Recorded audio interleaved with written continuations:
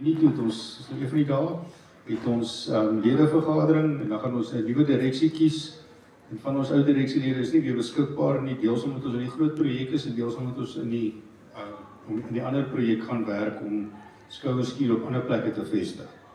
Maar ja, ek is 'n terapeut, ek doen angs en depressie en traumaberading. Ek het net 'n paar nuwe kliënte weer gekry. Wat ons kinders mee help.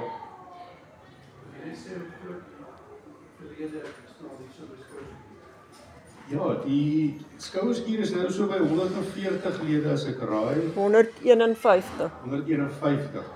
Ons het laas jaar in Julie, Augustus begin. 23 Augustus. Ja, 23 Augustus het ons begin. Behalwe een was ek nog by al die vergaderings gewees. So ek kan vir julle sê ons het lekker gegroei. Ons was eers by die boer aan die ander kant by die cow house. Die ou cow house, ons was eers daar gewees en hulle toegemaak en toe skuif ons hiernatoe. En ja, ek dink die netwerk is al redelik groot. Ons het nog een persoon gehad wat ons 'n bietjie in die steek gelaat het. Maar ja, so vir al die ander is nog op die netwerk. Van die mense is baie stil, maar jy hoef niks te doen as jy weet. Dis een van daai goed van dis amper te maklik. Nou jy kan net inskryf en stil op die netwerk wees en 'n klomp goed leer en so aan en leer.